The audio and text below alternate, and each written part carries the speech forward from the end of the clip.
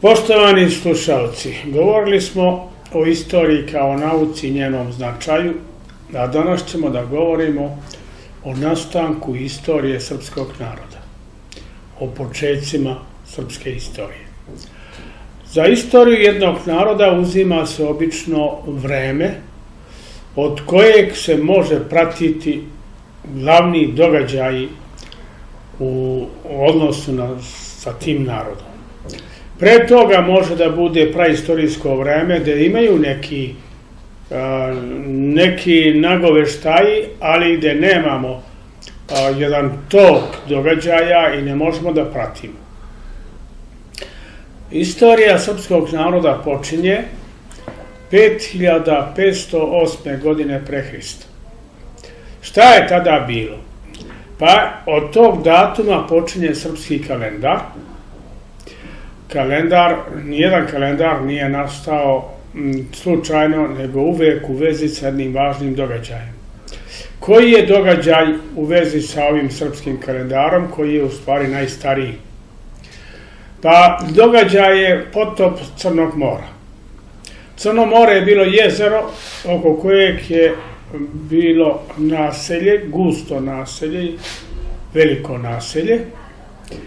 I u to vreme desilo se da je voda koja se bila nagomilala u Panonskoj niziji prodrala kroz Đerdap, napravila otvor i Dunavom se ulila u Crno more. Tada je nivo tog jezera dignut za 101 metar i potopljeno je celo naselje oko jezera, a voda je dignuta na taj nivo da je iz Crnog mora potekla kroz Moreuze do Sredozemnog mora. A pošto je Sredozemno more imalo neku nadmorsku visinu, onda je slana voda iz Sredozemnog mora potekla u Crno more. Taj slučaj ispitivali su američki geolozi 98. 96. 98. Dve ekipe geologa su vrlo pažljivo ispitivali dno Crnog mora, nivo slatkovodnih školjki i nivo slanovodnih školjki i došli do zaključka da je nivo mora od onoga što je bilo od jezera dignut za 101 metar. Oni su zaključili da se to desilo negde između 5500 i 5600, što se poklapa sa ovim našim datumom kalendara. Sad, jedna druga grupa američkih naučnika koji su takođe ispitivali poreklo našeg kalendara i početak stvarno istorije srpskog naroda, oni su povezali i naš srpski grb sa tim događajem i pretpostavili da je ono 4S koje stoji u grbu bilo da je to obeležje 4 plemena koja su se spasila od potopa. Mi možemo to da posmatramo kao njihovu pretpostavku, to nije naučno dokazano, to je samo pretpostavka, ali kalendar je tu. Od tog vremena mi možemo da pratimo istoriju srpskog naroda, razvoj, kretanje i tako dalje. Odmah posle tog datuma mi imamo vrlo važne centre kulturnog i tehničkog razvoja, a to je Podunavlje, to je Lepenski vir i Vinča, naročito Vinča. Vinča je dostigla vrhunac svog razvoja u 3. milenijumu pre Hrista. I u Vinči, koja je obeležena kao kolevka evropske kulture i civilizacije, gde su strani naučnici obeležili taj prostor kao staru Evropu, odakle je sve poteklo. razvoj, prvo što je Vinča imala širok uticaj na celo današnje Balkansko poluostrvo, to je Helmsko poluostrvo, a i onda na celu Evropu, pa i šire od Evrope. Vinča je bila centar, grad, jedno veliko naselje na velikom prostoru u kome je došlo do razvoja tehnike, privrede, umetnosti, svega. Naročito iznenađuje razvoj i postignuće u preradi metala koje je vinčarska kultura postigla i razvoj poljoprivrede koje su iz Podunavlja širili kroz Evropu. Taj razvoj poljoprivrede po Evropi britanski arheolozi su nazvali neolitskom revolucijom. To je toliko bilo uticalo na tadašnje žitelje Evrope koji su postali nezavisni od rečnih dolina, pećina i tako dalje i bili osposobljeni da obrađuju zemljište, da osvajaju nove njive, da seku šume i da prave njive i da prave naselja na tim njivama. Kreće jedno vreme koje je blisko našem sadašnjem vremenu života na selu. Vinčarska kultura ima jak uticaj na jug preko Balkanskog poluostrva, stiže do Krita. Preko današnje Grčke do Krita. Krit je jedno ostrvo koje je imalo podesan geografski položaj. Pošto je tu blizu bio Egipat, blizu Palestina, blizu Sirija, blizu Malazija, a blizu i Evropa.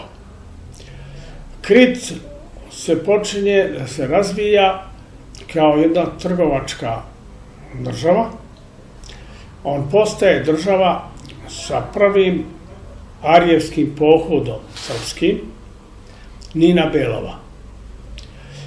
Ko je Nino Belov? Nino Belov je jedan plemić, po svemu se može dokazati, poreklom iz Staroga Rasa. Mislim da je njegovo staro poreklo iz Leška u Starom Rasu, jer je tu pleme Nebroda postojalo, ostaci plemena Nebroda sve do dolaska Turaka. A on je iz plemena Nebroda, on se zove Nebrod. I tada je jedan deo tog plemena je prešao na islam, a drugi je pobegao jedan deo u istočnu Hercegovinu. I tu su se održali i danas ima ljudi koji pamte, znaju da su iz plemena Nebroda, iz Starog Rasa, da su došli, naselili se u Hercegovini. Nino je po svoj prilici bio vrlo za to vreme učen čovek i on sprema osvajanje tada poznatog sveta. I sprema prvi arijevski pohod.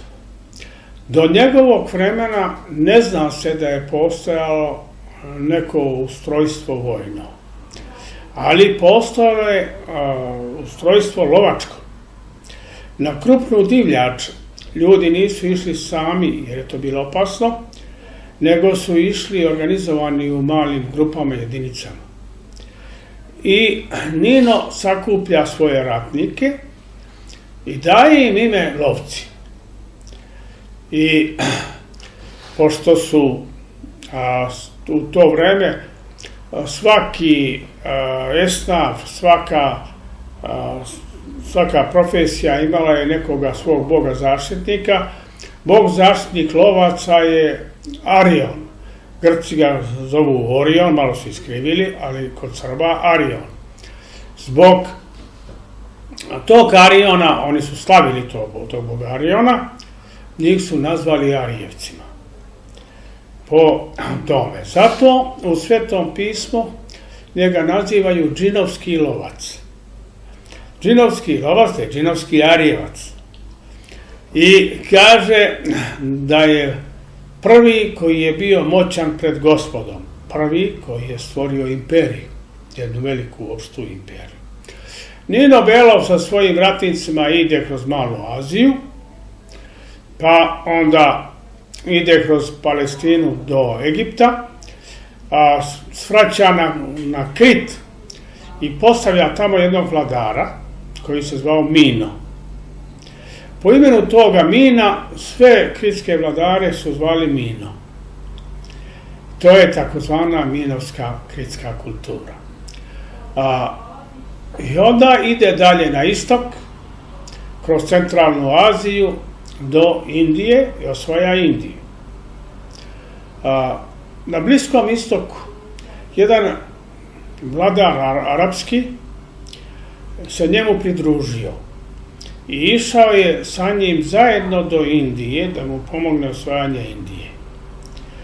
I sad je veliko pitanje naziv Arapa, ime Arapa. Kažu da su oni dobili ime po reci Sarbis, to je reka koja deli Induse i Arape, uliva se u Indijski okean, ali zove se Sarbis. A Arapi obično su početno S izostavljali ili zamenjivali sa Z ili ga izostavljali. A kada vi uzmete Sarbi, izostavite S, dobijete Arbi, dobijete ime za Arapi. I tu je ostala još uvek jedna enigma, kako su oni stvarno dobili ime koje danas imaju. Da li su dobili po Srbima, zato što su učestvovali sa Srbima u osvajanju Indije ili nekako drugčije. Nino Belov je osvojio Indiju na jedan način koji je više bio bez borbe nego sa borbom. On je svoju vojsku pretvorio u neke muzičke grupe koji su sa instrumentima dolazili svirajući do indijskih gradova i ovi su im otvarali vrata i oni su tako osvajali gradove. Da li su sve gradove tako osvajali, mi ne znamo, ali prema Poljenu, piscu koji je pisao o Nilovom osvajanju Indije, on to izričito navodi, da su pomoću muzike i pesme više osvajali nego pomoću rata. Nino Belov smatra da nova njegova imperija koja je išla od Dunava do Inda treba da ima glavni grad negde na Sredokraći i odlučuje se da u Mesopotamiji izgradi prestonicu. I počinje da gradi onaj grad koji se kasnije zove Babilon, ali u njegovo vreme se nije zvao Babilon, nego Vardun,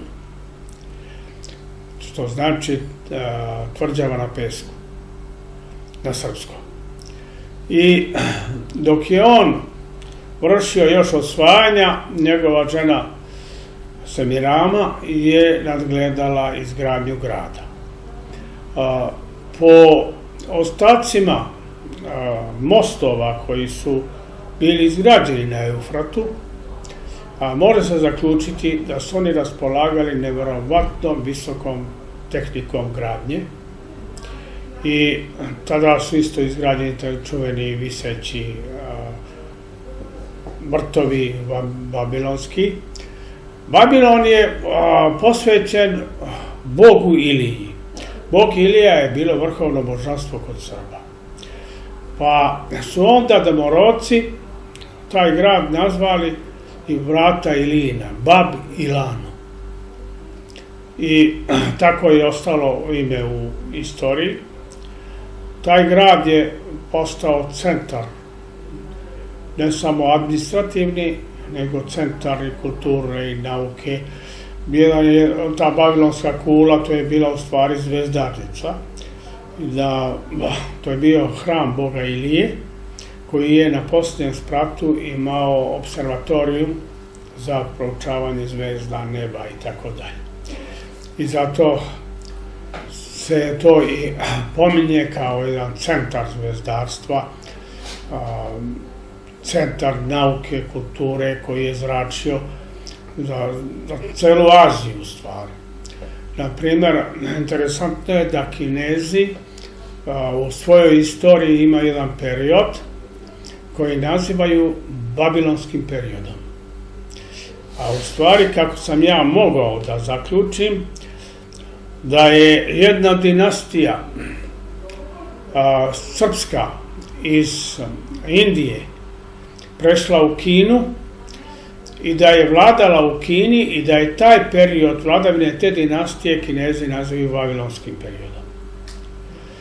Ja nisam mogao dublje da uđem i da istražim koje je to tačno vreme bilo i kakav je utisak ostavilo to vreme u Kini, kineskoj kulturi i istoriji, ali ta činjenica postoji.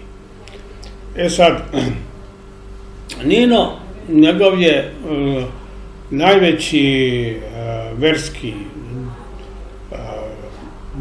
zamah bio oličenje Boga Baka, a božanstvo koje je oličeno u biku, jer je bik u Podunavlju napravljen kao veliko božanstvo, kao božanstvo koje utiče na poljoprivredu, na oranje, na rad, bik je bio taj koji je vukao kolak, plug i tako dalje. I onda je on oličen u božanstvo Bak. I svuda gdje se Nino Belov pojavljuje, čak je on i nazvan Bakom, Bog Bak, Bakus, kako na latinskom kažu. I god se on pojavljivao, imate spomenike koji nose bikovsku glavu, imate u grobovima minijaturnu bikovsku glavu, to je znak da su to bili poštovaoci bakizma, da je to vera bila bakizam. Nađena je jedna grobnica žene u kineskoj pustinji i jako dobro očuvana, jer je bila uređena tako da može da bude očuvana.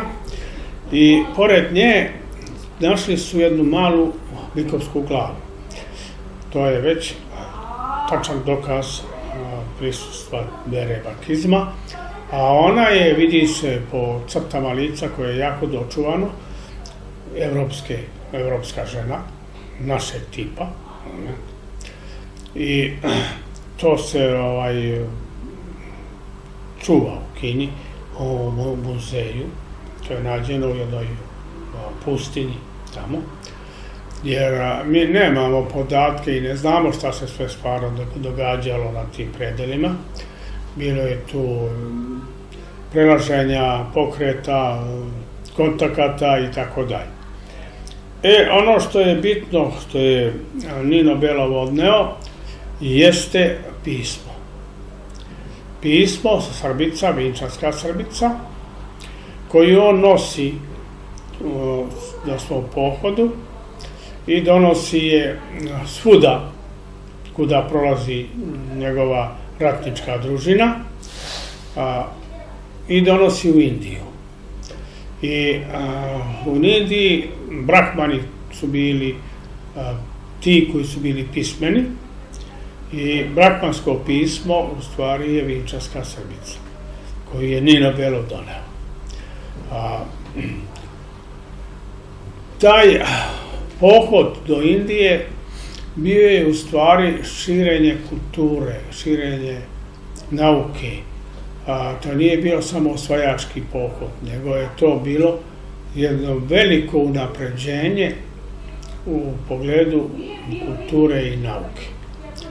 To je donelo tim narodima svima kuda je on prolazio unapređenje i doneo je i zakone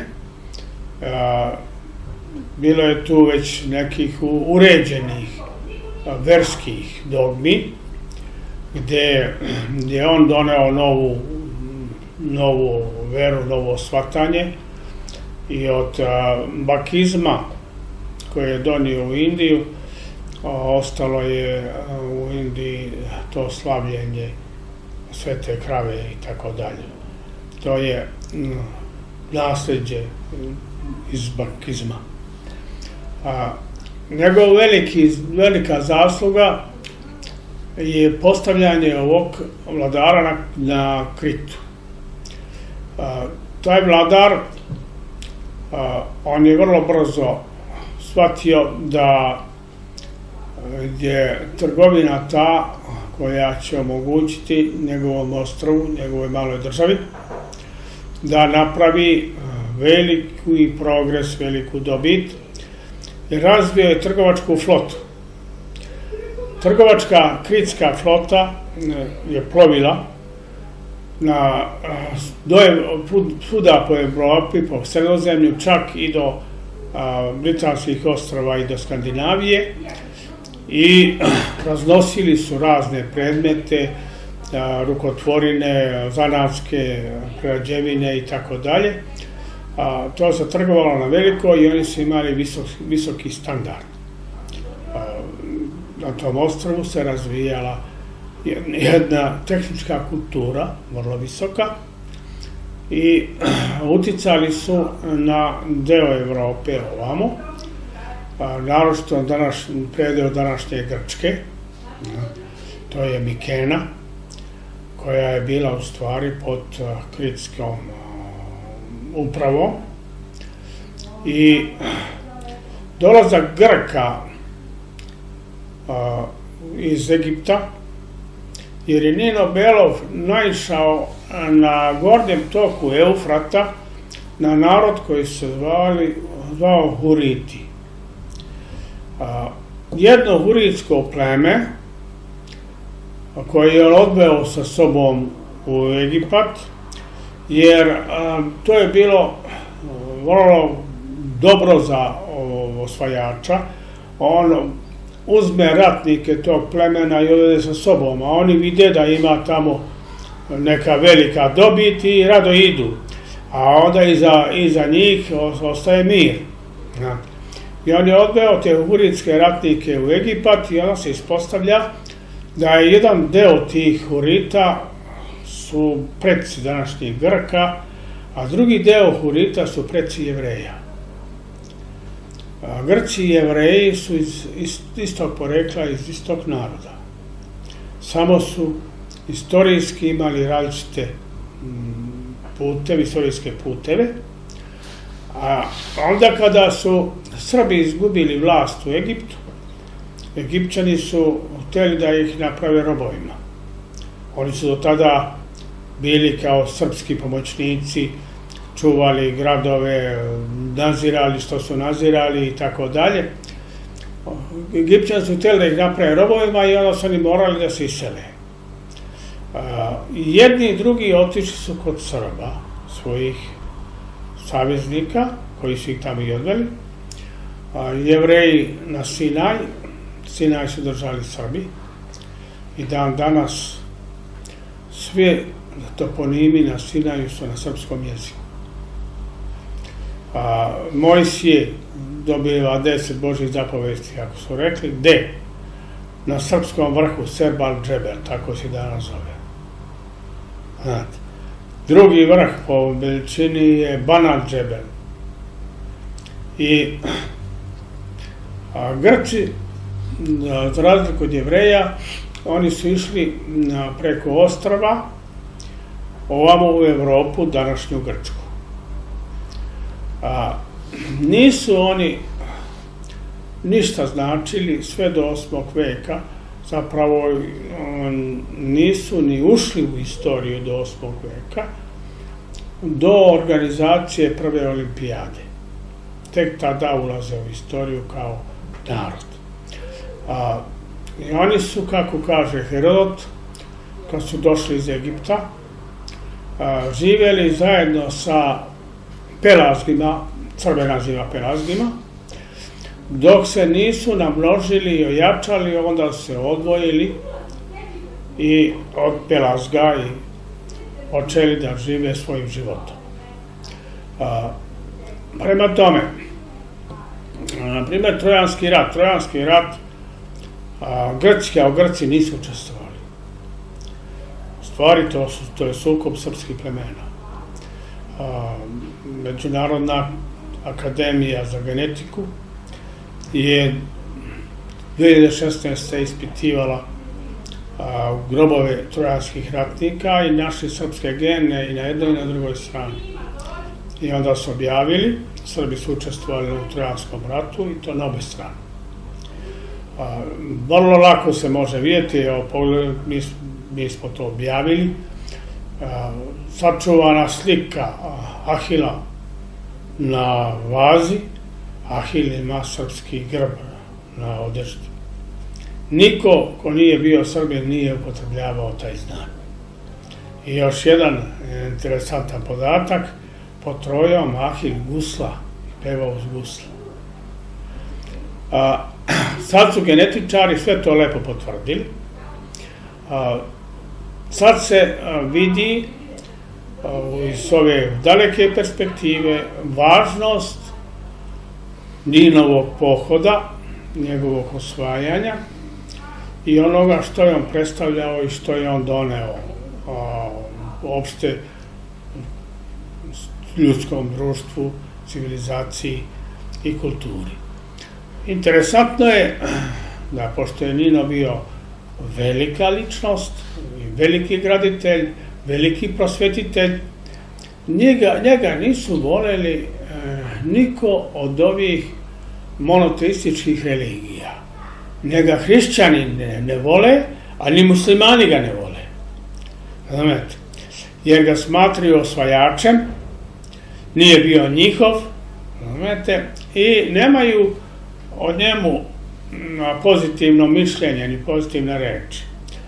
To sam se lično uverio. A kod hrišćana oni pokušavaju da ga predstavljaju kao neku satanu, nešto čudno tako, znate, jer on je daleko pre nastanka hrišćanstva bio vladar, prosvetitelj, znate, i što njima baš ne ide u račun, u prilog u njihove priče. Nino Belov je imao brata.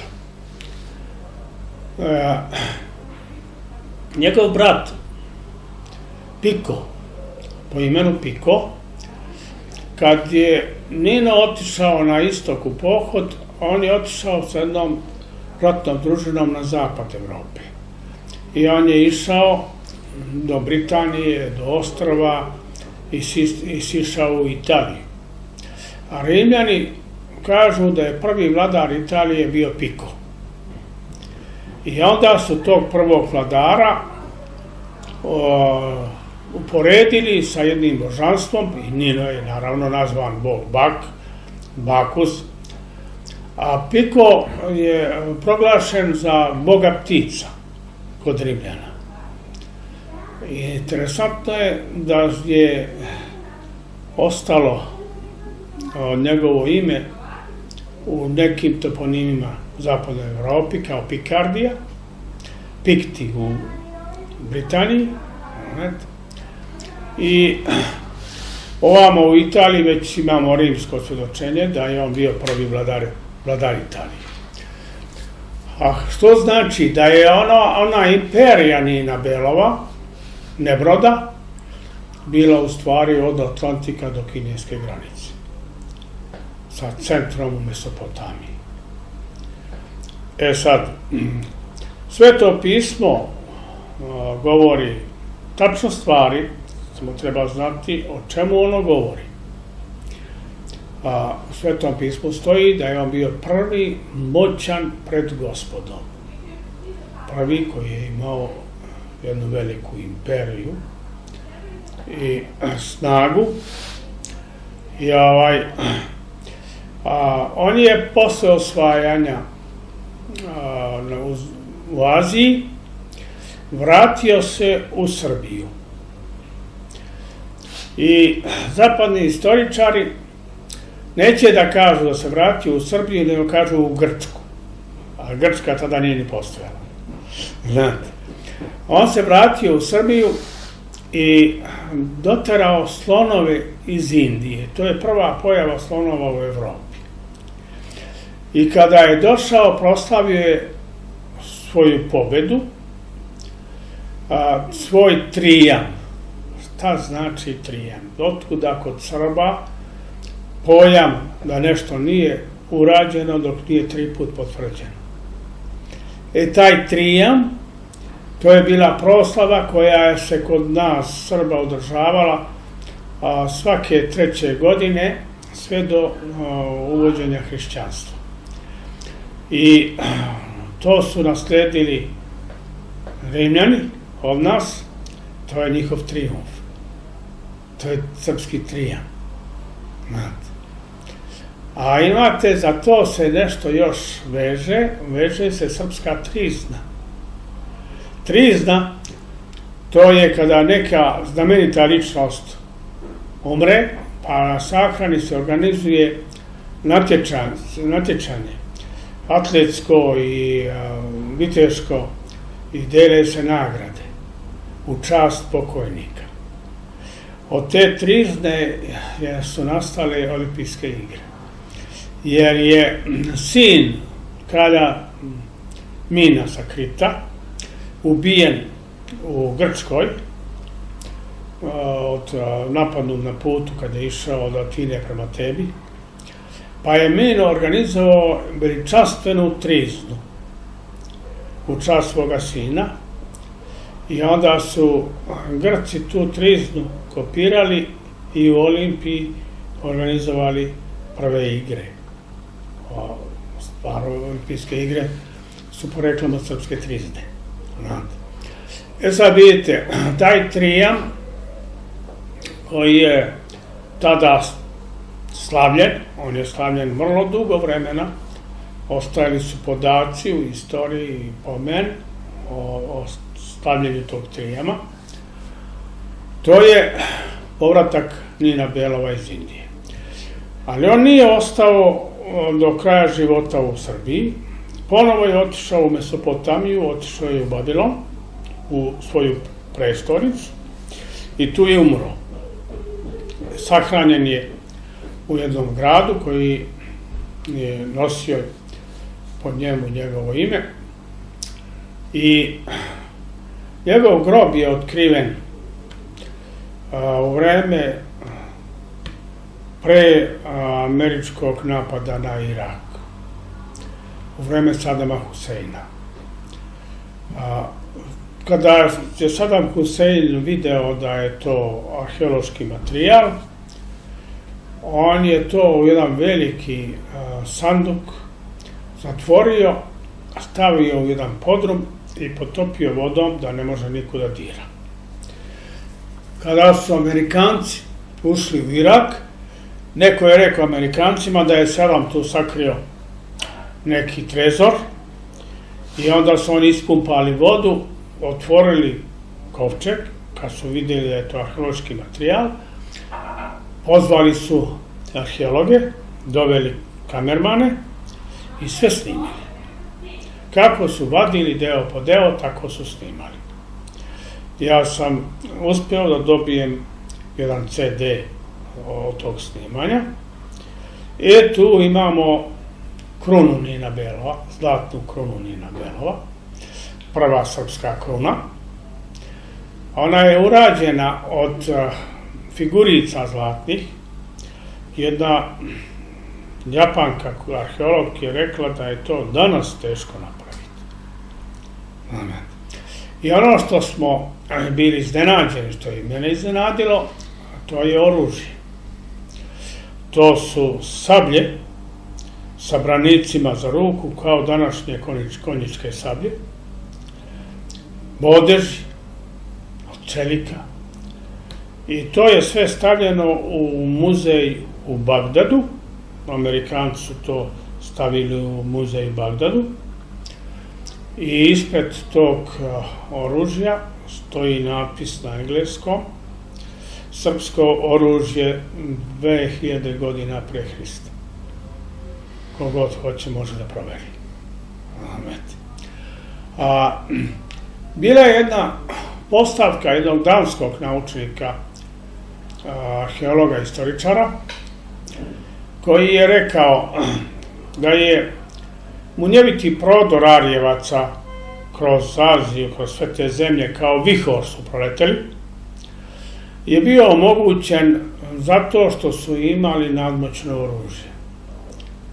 I da oni, urođenici, nisu mogli da im se suprotstave.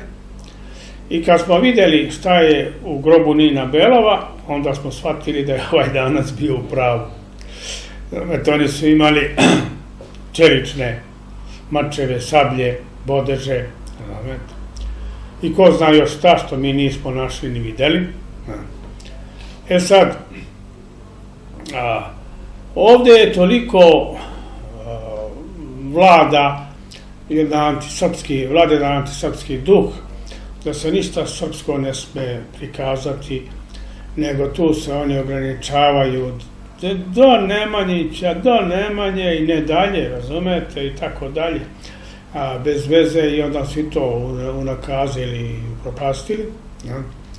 Ali kad vidite vi ono što se nalazi u grobu Nina Belova, onda vidite koliko je taj naš narod bio na visokom nivou razvoja 2000 godina pre Hrista. Nino Belov je nazvao tu svoju imperiju Sarbija. I ta imperija je nastavila da živi, ali se ona pocepala. Nije ona u celosti bila, jer u to vreme jedina veza bio je konj. Kako će ona od Indije do Dunava stići na konju? Pa se to moralo raspasti. Ali se održala sa centrom u Mesopotamiji pod imenom Asirija. To je prepravljeno ime. Asirija je Sarbija. Pa je pod uticajem najviše arapskog jezika izostavljeno, pa je umjesto Sarbija ispalo Sarbija, Asirija. Zvanični jezik te imperije bio je srpski, sarbejski. I taj jezik je ostao kao međunarodni jezik na Bliskom istoku i u celoj Aziji i u Evropi, naravno. Taj jezik su posle nazvali aramejski, sarbejski, saramejski, aramejski, i to je bio jezik učenog sveta i to je bio jezik na kome je Hristos propovedao.